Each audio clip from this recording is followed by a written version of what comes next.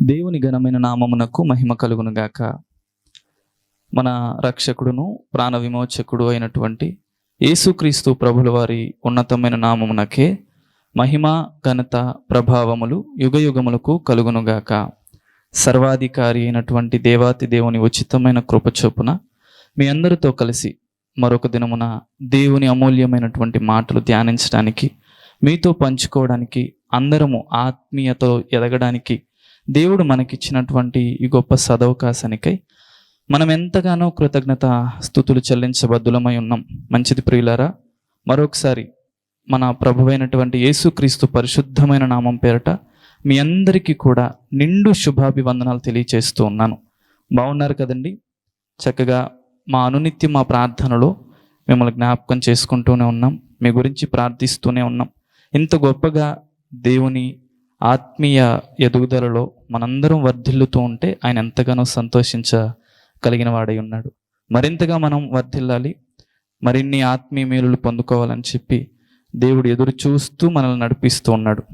మంచిది ప్రియులారా, ఈరోజు దేవుడు మీతో మాట్లాడమని సెలవిచ్చినటువంటి అంశభాగం ఏమిటి అంటే, ఏది నిజమైన సంతోషము? ఏది నిజమైన సంతోషము? ఈ సంతోషము, ఆనందము అనే పదాలకు చాలామంది ఇష్టపడుతూనే ఉంటారు. ఆనందాన్ని పొందుకోవాలని, సంతోషాన్ని పొందుకోవాలని ఎప్పుడు తాపత్రయం. మన జీవితం అంతా ఏ పని చేస్తూ ఉన్నా, మనం ఎంత పోరాడుతూ ఉన్నా, ఎన్ని పనులు చేస్తూ ఉన్నా, అది ఉద్యోగం అవ్వచ్చు, వ్యాపారం అవ్వచ్చు, మాట్లాడడం అవ్వచ్చు, సంబంధాలు అవ్వచ్చు, ఏది ఏమైనా సరే సంతోషం కోసం, ఆనందం కోసం చాలా తాపత్రయపడుతూ ఉంటాం. ప్రస్తుత దినాల్లో ఆనందం లేదా సంతోషం అనే మాట చాలా కరువైపోయింది. చాలామంది జీవితాల్లో ఈ ఆనందం, సంతోషం పర్యాయ పదాలే. ఆహ్లాదం అనేది అసలు లేనే లేదు. చాలా జీవితాల్లో కరువైపోయి వీటిల్లోనో ఇంకెక్కడో ఆనందం, ఆహ్లాదం అని పరుగులు తీస్తున్నటువంటి దినాలు ఇవి. పలానా సినిమాకి వెళ్తే ఆనందం అని పరుగులు తీయడం, పలానా ఊరికి వెళ్తే ఒక మంచి వాతావరణాన్ని చూస్తే ఆనందం కలుగుతుందని చెప్పి పరుగులు తీయడం. రెండవదిగా వాహనాల్లో ఆనందం అని, డబ్బులో ఆనందం అని, వస్త్రాలలో సంతోషమని చాలా చాలా చాలా అజ్ఞానంగా క్షయమైపోయే వాటి కొరకే నిరంతరము కృషి చేస్తూ ఉన్నారు ప్రస్తుత మానవాళి. అది విశ్వాసులతో సహా, దేవుణ్ణి నమ్ముకున్న వారితో సహా. ఎక్కడికి వెళ్ళినా సరే ఆనందం దొరకట్లా.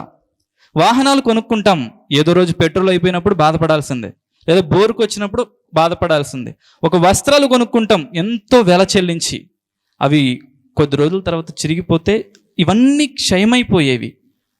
కానీ నిజమైన ఆనందం, నిజముగా ఉండే ఆనందం, అది కేవలం దేవుని సన్నిధిలో మాత్రమే దొరుకుతుంది. ఆ ఆనందాన్ని అందరూ పొందుకోవాలి, అందరూ అనుభవించాలి. అందుకే ఈ సందేశాన్ని దేవుడు మీతో మాట్లాడిస్తున్నాడు. ఇప్పటికే చాలామంది జీవితాల్లో అన్నిటినీ అనుభవించి ఆనందం కొరకు, సంతోషం కొరకు వెంపరలాడుతూ ఉన్న వారి కొరకు వాటిలో లేదు నిజమైన సంతోషం. ఒకవేళ ఉన్నది స్వల్పమైనది, అల్పమైనది, క్షణమాత్రమే ఉండేది. క్షణికావేశంతో చాలా చేస్తూ ఉంటాం, క్షణమాత్రపు సంతోషం కొరకు, తృప్తి కొరకు.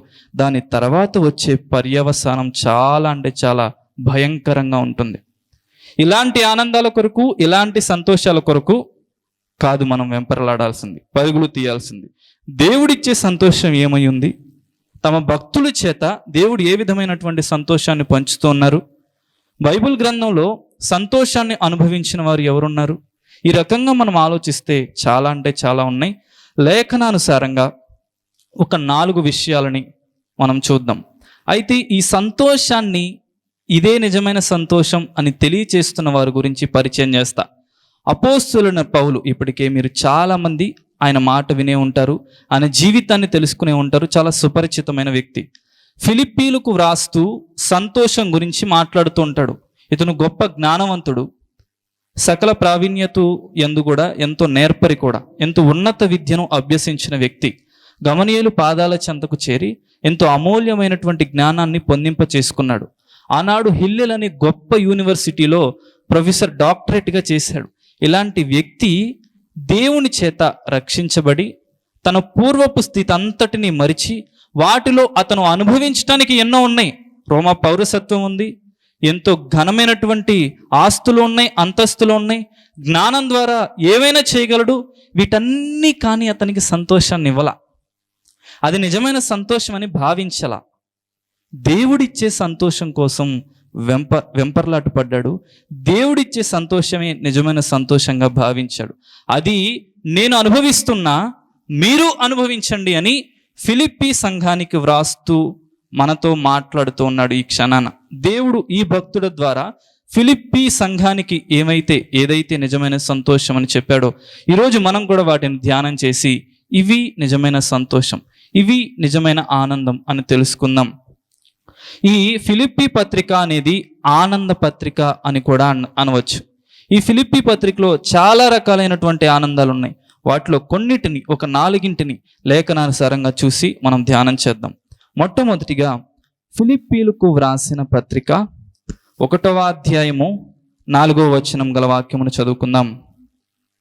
3వ వచనం నుంచి చదవండి. 3వ వచనం నుంచి. మొదటి దినము నుండి ఇది వరకు సువార్త విషయములో మీరు నాతో పాలివారై ఉండుట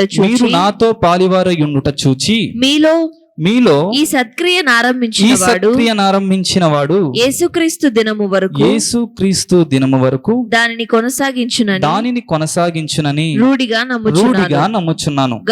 గనుక మీ అందరి నిమిత్తము నేను చేయు ప్రతి ప్రార్థనలో ఎల్లప్పుడూ సంతోషముతో ప్రార్థన చేయుచు. చాలు ప్రియులారా, ఎల్లప్పుడూ సంతోషముతో ప్రార్థన చేయొచ్చు. మొట్టమొదటిగా నిజమైన సంతోషం, ఆనందం దేనిలో ఉందంటే ప్రార్థనలో ఉంది. ఫిలిప్పీ సంఘానికి తెలియజేస్తుంది, మన కొరకు మనం ప్రార్థించుకోవడమే నిజమైన సంతోషం కాదు, ఇతరుల వ్యక్తి కోసం కూడా మనం ప్రార్థించడంలో చాలా సంతోషం ఉంది. ఎలాగంటారా, మనకు మనం ప్రార్థించుకుని మన యొక్క అవశ్యతలు తీర్చుకుంటేనే చాలా ఘనంగా ఉంటుంది. ఎదుటి వ్యక్తి యొక్క బాధలను మనం గ్రహించి, వారి ఇబ్బందులను మనం గ్రహించి, వారి ఇబ్బందులు కూడా మన ఇబ్బందుల్లాగా భావించి, వారి కొరకు ప్రార్థించి ఒకరోజు గొప్ప ఘనకార్యం జరిగిందని వింటాం కదా, అది నిజమైన ఆరాధన. అలాంటి ఆరాధనే నిజమైన ఆరాధన. అది నిజముగా ఆరాధిస్తే ఆయన కూడా ఆనందిస్తూ ఉంటాడు. 2 వైపులా న్యాయం జరుగుతూ ఉంటుంది. సంతోషం, నిజమైన ఆనందం. ఇది సంతోషం అన్న ఆనందం అన్న ఒకటే, పర్యాయ పదాలుగా మాట్లాడుకుంటూ ఉంటాం. ఇది మొట్టమొదటిగా ప్రార్థనలో నిజమైన సంతోషం. వాస్తవానికి డిఎల్ మూడీ అనే వ్యక్తి ప్రపంచంలో ఎంతో ఘనమైన పరిచర్య చేశారు. కొంతమంది ఇంటర్వ్యూ చేయడానికి వెళ్తూ ఒక వ్యక్తి అడిగిన ప్రశ్న ఏమిటి అంటే, డిఎల్ మూడీ గారు, ఇంత ఆనందంగా మీరు ఉండడానికి, ఇంత సంతోషంగా మీరు ఉండడానికి కారణం, రెండవదిగా ఇంతమంది ఆత్మలను మీరు రక్షించడానికి, ఇంత ఆత్మల సంపాదన జరగడానికి కారణం ఏమిటి అని అడిగితే 7 సూత్రాలు ఉన్నాయి అని చెప్తూ ప్రార్థన ప్రార్థన ప్రార్థన ప్రార్థనని 7 ప్రార్థనే చెప్పారు. నా విజయానికి, నా ఆనందానికి సూత్రాలు ఏమిటి అంటే కేవలం ప్రార్థన మాత్రమే. అంత ఆత్మల సంపాదన వచ్చిన కానుక కాదు నాకు సంతోషం, వారు మాట్లాడే పలకరింపులు కాదు నాకు సంతోషం, దేవునితో నాకు ఆయనకి మధ్య ఉన్నటువంటి సంబంధమే నాకు గొప్ప సంతోషం. ప్రార్థన అంటే అంతే కదండి, ఆయనతో సంబంధం కలిగి ఉండటం, ఆయనతో మాట్లాడటం. ఇప్పటికే ఎన్నోసార్లు ప్రార్థన గురించి మనం విన్నాం. ఇది మనం పొందుకోవలసిన సంతోషం ఏమిటి అంటే, ఒక విశ్వాసిగా, దేవుణ్ణి నమ్ముకున్న బిడ్డగా నిజమైన సంతోషం దేనిలో లభిస్తుంది అంటే ప్రార్థనలో. అది మన వ్యక్తిగతంగా మనకు మనం చేసుకున్నప్పుడు, ఇతరుల కొరకు చేస్తున్నప్పుడు, సంఘము కొరకు చేస్తున్నప్పుడు, పరిచర్య చేస్తున్నటువంటి సేవకుల కొరకు చేస్తున్నప్పుడు, ఇవన్నీ మనం ప్రార్థిస్తుండగా ఒక్కొక్క గొప్ప కార్యం, ఒక్కొక్క ఘనకార్యం జరుగుతుంటే నిజమైన ఆనందం దానిలో నుంచి వస్తుంది. అది మనం అనుభవించాల్సింది, అది నిజమైన ఆనందం. మొట్టమొదటిగా ప్రార్థన ద్వారా నిజమైన సంతోషం లభిస్తోంది. రెండవదిగా ఆ సంఘానికి పౌలు గారు మాట్లాడుతున్నారు ఏమిటి అంటే, ఫిలిప్పీలకు వ్రాసినటువంటి పత్రిక 1వ అధ్యాయము 18వ వచనాన్ని చూద్దాం. ఫిలిప్పీలకు వ్రాసిన పత్రిక 1వ అధ్యాయం 18వ వచనాన్ని చూద్దాం. అయిననేమి మిష చేతనే గాని సత్యము చేతనే గాని ఏ విధము చేతనైనను క్రీస్తు ప్రకటింపబడుచున్నాడు. అందుకు నేను సంతోషించుచున్నాను. ఇక ముందును సంతోషింతును. మంచిది ప్రియులారా. రెండవదిగా మనం దేని యందు సంతోషించాలి అంటే సువార్తను ప్రకటించుట ద్వారా సంతోషం. ఏ విధము చేతనైనను క్రీస్తు ప్రకటించబడుతున్నాడు కదా. చాలా మంది అన్నా నాకు మాట్లాడడం రాదు, నాకు ఘనంగా సువార్త చెప్పడం రాదు, నేనేం చేయాలి అన్నటువంటి అపోహలోను బాధలో చాలా మంది ఉంటారు. కొంత వారికి నేను చెప్తున్నా అంటే ఏ విధము చేతనైనను ఇప్పుడు జరుగుతున్న చాలా పరిచర్యలు ఉన్నాయి. యూట్యూబ్ ద్వారా, మీడియా ద్వారా, సంఘ పరిచర్య, ఏదైనా సరే పలు రకాల పరిచర్యలు చాలా ఘనముగా జరుగుతున్నాయి. ఏ విధము చేతనైనను సరే వారికి మీ ప్రార్థన సహకారం అవ్వచ్చు, మీ ఏదైనా సరే మీకున్నటువంటి స్థితిగతుల్లో ఏదైతే సహకారం లభిస్తుందో అట్లా సరే అయినా సరే సువార్త ప్రకటించబడుతుంది కదా అన్నటువంటి ఘనమైన సంతోషం దాని ద్వారా పొందుకోవాలి. లేదా సువార్తను ప్రకటించే తలాంతుందా, సువార్తను ప్రకటించు. ఆ సువార్తను ప్రకటించడం ద్వారా ఘనమైన రీతిలో ఎవరైతే రక్షణ పొందుకున్నారో, నా జీవితం పాపం, ఈయనే నిజమైన దేవుడు అని సంఘానికి ఎవరైతే వచ్చి రక్షించబడి బాప్తిజం తీసుకుంటూ ఘనముగా ఆధ్యాత్మిక స్థితిలో పరిపక్వతకు చేరుతున్నారే, వారిని చూసి నిజమైన ఆనందం మనం పొందుకోవాలి. ఈ రకమైన ఆనందం మన సంఘంలో కానీ మన వ్యక్తిగతంగా కానీ పొందుకుంటూ ఉన్నామా? నా బిడ్డ సక్సెస్ అయితేనో, నా బిడ్డ ఐఏఎస్ అయితేనో, నా బిడ్డే ఫలించితేనే ఆనందం అనే ఉన్నారు తప్పితే తల్లిదండ్రులు ఒక వ్యక్తికి రక్షణ దొరుకుతుంది, ఒక వ్యక్తికి సువార్త ప్రకటించడం ద్వారా ఆనందపడేవారు ఎంతమంది? ఇక్కడ ఒక వ్యక్తికి మనం సువార్త ప్రకటించిన తరువాత ఆయన నిజమైన దేవుడు ఇతనే అని చెప్పి ఎరిగి రక్షణ పొందుకున్న దినంలో పరలోకంలో కూడా నిత్య ఆనందం, పండుగ వాతావరణం జరుగుతుంది. సామాన్యులంగా ఆయన బిడ్డలంగా మనము ఇక్కడ ఎంతవరకు ఆరాధిస్తూ ఉన్నాం, ఇక్కడ ఎంతవరకు సంతోషిస్తూ ఉన్నాం అనేది మనం జ్ఞాపకం చేసుకోవాలి. ఇది నిజమైన ఆరాధన. ప్రార్థన ద్వారా నిజమైన ఆరాధన, ప్రార్థనలో నిజమైన ఆరాధన. రెండవదిగా సువార్తను ప్రకటించటంలో నిజమైన ఆరాధన. మూడవదిగా చూద్దామా, ఫిలిప్పీలకు వ్రాసిన పత్రిక అదే 1వ అధ్యాయంలో 25, 26 వచనములు గల వాక్యమును చదువుకుందాం. మరియు ఇట్టి నమ్మకము కలిగి నేను మరలా మీతో కలిసి ఉండుట చేత నన్ను గూర్చి క్రీస్తు యేసునందు మీకున్న అతిశయము అధికమగునట్లు మీరు విశ్వాసమునందు అభివృద్ధియు ఆనందమును పొందు నిమిత్తము నేను జీవించి మీ అందరితో కూడా కలిసి ఉందనని నాకు తెలియను. ఇక్కడ మాట్లాడుతుంది ఏమిటంటే మూడవదిగా విశ్వాసములో ఆనందం, విశ్వాసములో సంతోషం.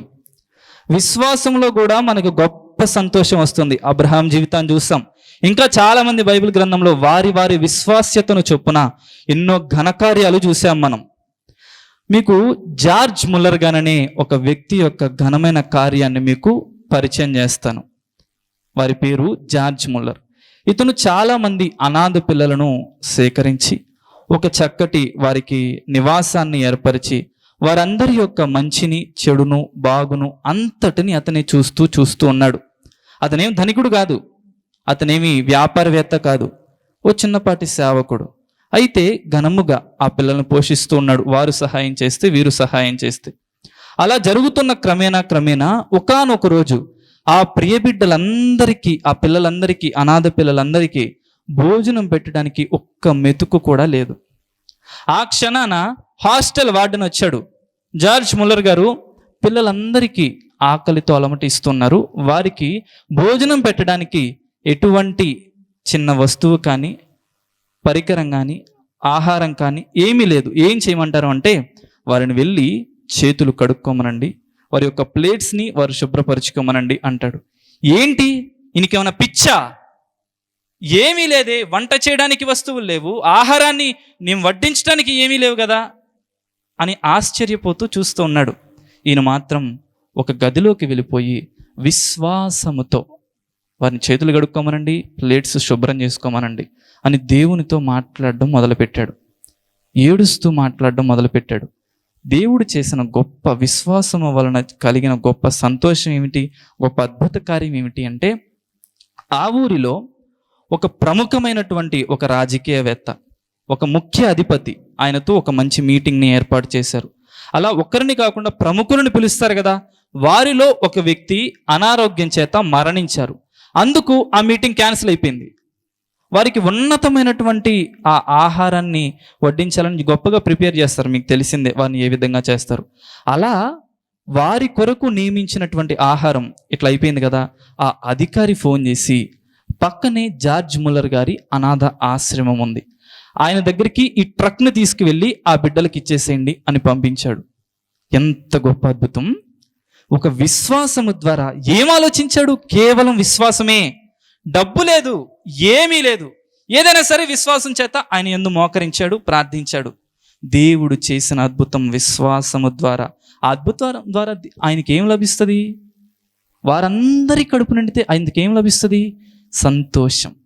ఒకరికి భోజనాన్ని వడ్డించి కూడా విశ్వాసము ద్వారా ఆయన సంతోషించాడు. కేవలం అది విశ్వాసం ద్వారానే కలిగింది. మనము కూడా ఒకవేళ నిజమైన సంతోషాన్ని, గొప్ప ఆనందాన్ని మన జీవితాల్లో చూడాలి అనుకుంటే విశ్వాసం అనేది చాలా ప్రాముఖ్యతం. విశ్వాసములో మనం నిలకడగాను ఎంతో ఉన్నత స్థాయిలో విశ్వాసాన్ని కనపరిస్తే దేవుడు నిజమైన సంతోషాన్ని ఈ ఇహమందును ఆ పరమందును నిత్యము మనకి కలిగించే దేవుడై ఉన్నాడు. ఎంత గొప్ప అద్భుతం! చక్కగా ఆరగించారు. ఆ తర్వాత వారికి పెరుగు కూడా లేదంట, పాలు కూడా లేవు. ఎట్లా ఇప్పుడు అంటే, ఒక పాల వ్యాను ఆ రోడ్డుని వెళ్తూ వెళ్తూ పంచర్ అయిపోయి అక్కడ ఆగిపోయింది. ఇప్పుడు ఏం చేయాలో తెలియదు, చాలా దూరంలో జరగదు అది. ఆ పంచర్ మార్చాలన్నా ఏం చేయాలన్నా తెలియదు. ఆ అధికారికి ఫోన్ చేస్తే, అక్కడే జార్జ్ ముల్లర్ గారి యొక్క పిల్లలు ఉంటారు, ఆ పాల ప్యాకెట్స్ అన్ని వాళ్ళకి ఇచ్చేసేయండి, 15 రోజుల పాటు వారికి అది పనికొస్తుంది అని పంపించాడు. కేవలం విశ్వాసం ద్వారానే ఇంత గొప్ప అద్భుతం జరిగింది. మనము నిజమైన సంతోషాన్ని పొందుకోవడం లేదు అంటే, ఒకటి స్థితిగతుల్లో సరిగ్గా మనం సంతృప్తి చెందగలిగినటువంటి ఆలోచనలో లేకపోవడం, రెండవదిగా ముఖ్యమైనది విశ్వాసంలో మనం సన్నగిల్లిపోయాం. ప్రతి విషయంలో కూడా పూర్తి నమ్మకంతో విశ్వసించక ఆ సంతోషాన్ని, ఆ గొప్ప ఆనందాన్ని పొందుకోలేకపోతున్నాం. 3 రకాలైనటువంటి సంతోషాలు చూసాం. ఒకటి ప్రార్థన ద్వారా సంతోషం, సువార్త ద్వారా సంతోషం, రెండోది విశ్వాసము ద్వారా సంతోషం. చివరిగా 4వది ఏంటో చూద్దాం. ఫిలిప్పీలకు వ్రాసిన పత్రిక 4వ అధ్యాయము 10-15 వచనములు గల వాక్యమును చదువుకుందాం. 4వ అధ్యాయము 10 నుంచి 15 వచనములు గల వాక్యమును చదువుకుందాం. నన్ను గూర్చి మీరిన్నాళ్లకు మరలా యోచన చేయసాగితిరని ప్రభువునందు మిక్కిలి సంతోషించితిని. ఆ విషయంలో మీరు యోచన చేసి ఉంటిరి గాని తగిన సమయం దొరకకపోయెను. నాకు కొదువు కలిగినందున నేను ఇలాగు చెప్పుటలేదు. నేను ఏ స్థితిలో ఉన్నాను ఆ స్థితిలో సంతృప్తి కలిగి నేర్చుకొని ఉన్నాను. దీన స్థితిలో ఉన్న నెరుగుదును, సంపన్న స్థితిలో ఉండ నెరుగుదును. ప్రతి విషయములోను అన్ని కార్యములలోను కడుపు నిండి ఉండుటకును, ఆకలి గొని ఉండుటకును, సమృద్ధి కలిగి ఉండుటకును, లేమిలో ఉండుటకును నేర్చుకొని ఉన్నాను. నన్ను బలపరచువని అందే నేను సమస్తమును చేయగలను. అయినను నా శ్రమలలో మీరు పాలు పుచ్చుకొనినది మంచి పని. చాలు ప్రియులారా, ఇక్కడ పౌలుకు ఈ ఫిలిప్పీ సంఘం సహకారంగా కానుక రూపంలో కొంత సమర్పించుకుంది. ఆ విధంగా సంతోషం, దీని యందు నేను ఎంతో ఆనందిస్తూ ఉన్నాను అని చెప్పి మాట్లాడుతున్నాడు. చివరిగా కానుక ఇచ్చుట ద్వారా కూడా నిజమైన సంతోషం ఉంది. నిజమైన సంతోషం పుచ్చుకొనుట కంటే ఇచ్చుట ధన్యత, మంచిది. మనం ఎప్పటికప్పుడు మనం తీసుకోవడమే కాదు, మనం ఎదుటి వ్యక్తికి ఇస్తున్నప్పుడు కూడా ఆ ఇచ్చిన యొక్క ఏదైతే వస్తువు అవ్వచ్చు, ధనం అవ్వచ్చు, ఏదైనా సరే ఇచ్చుట ద్వారా అది సంపూర్ణముగా వినియోగపడుతున్నప్పుడు ఎంతో ఆనందిస్తూ ఉంటాం. చాలామంది సేవలో కూడా సహకరించే విధానాన్ని బట్టి ఎంతో ఆనందిస్తారు. అంతకంటే ఎక్కువగా మేము ఇచ్చినది ఏదైతే ఉందో అది నిజముగా క్రీస్తు కొరకు ఎప్పుడైతే ఉపయోగపడుతుందో అది ఇంకా ఆనందాన్ని ఇచ్చేదై ఉంది. అది సరిగ్గా సద్వినియోగపరచకపోతే మీకు బాధే.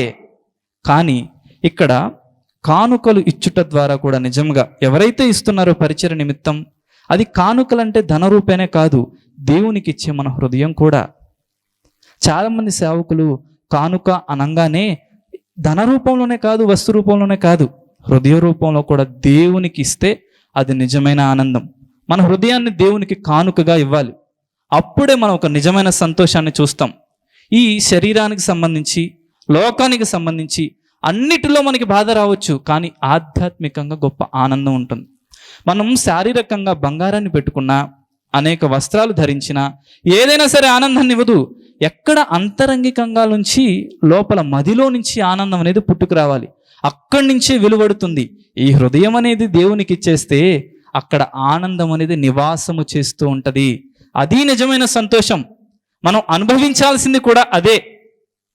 పౌలు గారు ఫిలిప్పీ పత్రిక వాళ్ళకి రాస్తూ 4 రకాలైనటువంటి ఆనందాన్ని, సంతోషాన్ని చెప్పారు. మొట్టమొదటిది ప్రార్థన ద్వారా ఆనందం, సువార్తను ప్రకటించడం ద్వారా ఆనందం, మూడవదిగా విశ్వాసము ద్వారా ఆనందం, నాలుగవదిగా కానుకలు ఇచ్చుట ద్వారా ఆనందం. సంసోనికి కళ్ళు ఊడబెరికిన తర్వాత తెలిసింది దెలీలా వలన ఆనందం లేదని. తన దగ్గర ఉన్నదంతా అయిపోయిన తర్వాత తెలిసింది ధనవంతుడికి ధనం వల్ల వచ్చు కీర్తిలో ఆనందం లేదని. తన దగ్గర చాలా అంటే మన చిన్న కుమారుని చూస్తే స్నేహితుల వలన నష్టపోయిన తర్వాత, ధనమంతా పోగొట్టుకున్న తర్వాత తెలిసింది స్నేహితుల వలన నాకు ఆనందం లేదని. సొలొమోను అనుభవించినది ఏదీ లేదు, అన్నిటినీ అనుభవించిన తర్వాత తెలిసింది వీటి వలన ఆనందమే లేదు అని.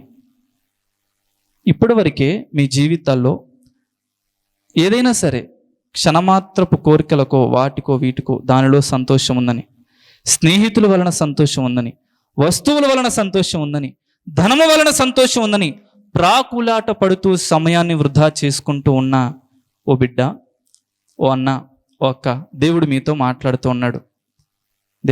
మాట్లాడుతున్నాడు. నిజమైన సంతోషం క్రీస్తునే ఉంది, ఇక్కడే ఉంది, దేవుని సన్నిధిలోనే ఉంది. వీటినే పొందుకుందాం, వీటి అందే నిలిచి ఉందాం, నిజమైన సంతోషాన్ని పొందుకుందాం. మనం 4 రకాలైనటువంటి సంతోషాలు చూసాం. ప్రార్థన ద్వారా సంతోషం, సువార్తను ప్రకటించుట ద్వారా సంతోషం, విశ్వాసము ద్వారా సంతోషం, 4వదిగా కానుకను ఇచ్చుట ద్వారా సంతోషం. అది హృదయం అవ్వచ్చు, పరిచర్య కావచ్చు, ఇతర అనాథ పిల్లలకు అవ్వచ్చు, చదివించడం అవ్వచ్చు. లేని స్థితిలో ఎవరైతే ఉన్నారో వారికి కానుకను ఏ రకంగా అయినా సరే, మాట సహాయం, చేతి సహాయం, ఉన్నత విద్యను అభ్యసించే సహాయం, ఏదైనా సరే, వీటన్నిటిలో ఘనమైన సంతోషం ఉంది. ఇదే నిజమైన సంతోషం. ఈ నిజమైన సంతోషం మనందరము పొందుకుంటే దేవుడు ఆనందపడేవాడు ఉన్నాడు, మనల్ని మరింతగా సంతోషింపచేసేవాడు ఉన్నాడు. నా మాటలు ముగిస్తున్నాను. చిన్న ప్రార్థన చేసుకుందాం. పరలోకమందున్న మా తండ్రి, మీ ఉన్నతమైన పరిశుద్ధమైన నామమును బట్టి స్తుతి స్తోత్రములు చెల్లిస్తున్నాం. ఏది నిజమైన సంతోషం అని మీరు మాతో మాట్లాడారు, అందుకే మీ కృతజ్ఞతాస్తుతులు చెల్లిస్తున్నాం. ప్రస్తుతం మీ బిడ్డలు అనబడేవారు కానీ, ఇతర వ్యక్తులు కానీ ఎవరైనా సరే సంతోషం కోసం, ఆనందం కోసం ఎంతో పరితపిస్తూ ఉన్నారు. నిజమైన సంతోషం అనేది తెలియక క్షయమైపోయే వాటి కొరకు ఎంతో పరుగులు తీస్తూ ఉన్నారు. అది కాదు, మీ లేఖనానుసారంగా నీ ప్రియ భక్తుడి చేత మీరు మాతో మాట్లాడుతున్నారు. ప్రార్థనలో సంతోషము అని, విశ్వాసములో సంతోషము అని, సువార్తను ప్రకటించట్లో నిజమైన సంతోషము అని, కానుకలు ఇచ్చుటలో నిజమైన సంతోషం అని, ఈ సంతోషాన్ని మనసారా మేము అనుభవించటానికి కూడా మాకు ఆ మనస్సును దయచేయమని మేము కోరుతూ ఉన్నాం. విత్తబడినటువంటి వాక్యం సారవంతమైనటువంటి నేలను విత్తబడిన విత్తనము వలె 30దంతులుగా, 60దంతులుగా, 100దంతులుగా మీరే ఫలించి అభివృద్ధి పొందింప చేయమని మాకు రక్షకుడు, ప్రాణ విమోచకుడు అయిన యేసుక్రీస్తు పరిశుద్ధమైన నామం పేరట ప్రార్థిస్తూ అడిగి పొందుకొని ఉన్నాము తండ్రి, ఆమేన్. ప్రొద్దుటూరు పరిసర ప్రాంతాలలోని ఆత్మీయులైన దేవుని ప్రియబిడ్డలైన మీ అందరికీ ఒక గొప్ప శుభవార్త. దేవునిందు ప్రియమైన వారులారా, ప్రొద్దుటూరులో హోమస్పేటలోని రాఘవరెడ్డి ఫంక్షన్ హాలులో గడిచిన 2 సంవత్సరాల నుంచి ఆదివారపు సాయంకాలపు సువార్త కూడిక జరుగుతూ ఉంది. అయితే 3వ అంతస్తులోనికి చాలామంది పైకి ఎక్కిరాలేక అలసిపోతూ ఉన్నప్పుడు దేవుని సన్నిధానంలో ప్రార్థన చేయగా దేవుడు క్రింద కూడుకోవడానికి ఒక స్థలాన్ని కొంతకాలం ఒక 5 సంవత్సరాలు లీజుకు తీసుకోవడానికి ప్రభు కృపనిచ్చాడు. ఆ విషయాన్ని మీతో పంచుకోవడానికి నేను సంతోషిస్తూ, గాంధీ రోడ్లో మొదటి సందు అనగా మొదటి లైన్ సుబ్బారెడ్డి నగర్ అనే ఒక బోర్డు ఉంటుంది. దాన్ని సుబ్బారెడ్డి నగర్ ఆ లోపలికి వెళ్తే కల్లూరు ప్రసాద్ రెడ్డి అనబడేటటువంటి ఎముకల డాక్టర్ ఉన్నారు. దానికి ఎదురుగా ఉన్నటువంటి ఖాళీ స్థలంలో ఒక చక్కటి షెడ్డును వేసి సాయంకాలపు సువార్త కూడిక నిమిత్తమై సిద్ధపరిచాం. దేవుని ప్రియబిడ్డలారా, ఇన్ని రోజులు పైకి ఎక్కలేక బలహీన పడిపోతున్నటువంటి వారికి ఇది ఒక మంచి సదవకాశం. ప్రతి ఆదివారం సాయంకాలం 6:30 నుంచి 8:30 వరకు దేవుని సన్నిధానంలో ఈ కూడిక జరుగుతుంది. మే 19వ తారీఖు నుంచి 2024వ సంవత్సరం మే 19వ తారీఖు నుంచి ప్రతి ఆదివారం సాయంకాల పూట ఈ కూడిక ప్రారంభిస్తూ ఉన్నాం. ప్రియులారా, ఉదయకాలపు ఆరాధనకు వెళ్ళలేని వారు, అలాగే ప్రతిదినం ప్రార్థన, అలాగే యూట్యూబ్లో వాక్యం వింటున్న దేవుని ప్రియబిడ్డలందరికీ ఇది ఒక మంచి సదవకాశం. వాక్యములో బలపడుటకు, నూతన విషయాలు నేర్చుకొనుటకు, దేవుని రాకడకు సిద్ధపడుటకు ఆత్మీయులైన మిమ్మల్ని అందరినీ ఆహ్వానిస్తున్నాం. రండి. గాంధీ రోడ్లో మొదటి లైన్ సుబ్బారెడ్డి నగర్ అని ఉంటుంది. అది సూపర్ బజార్ అని కూడా పిలుస్తారు. కల్లూరు ప్రసాద్ రెడ్డి హాస్పిటల్ ఎదురుగా ఈ స్థలములో దేవుని కూడిక ప్రారంభించబోతూ ఉన్నాం. మే 19వ తారీఖు నుంచి ప్రతి ఆదివారము ఈ కూడిక సంఘ ప్రాంత భేదము లేకోకుండా ప్రతి ఒక్కరిని ప్రేమపూర్వకంగా ఆహ్వానిస్తున్నాం. ఖచ్చితమైన సమయంతో ప్రతిదినము నూతన విషయాలు మీతో మాట్లాడడానికి ప్రభు కృపనిస్తుండగా రండి. ఈ స్థలము మార్చబడిన సంగతి మిగతా వారికి కూడా తెలియచేయండి. మే 19వ తారీఖు నుంచి ప్రతి ఆదివారము సాయంకాలం 6:30 నుంచి 8:30 వరకు ఈ కూడిక జరుగుతుంది. ఈ మాటలు విన్న దేవుని ప్రియబిడ్డలైన మీ అందరిని ఆహ్వానిస్తూ నిండు మనసుతో మీకు వందనములు తెలియచేయచ్చు ఉన్నాను.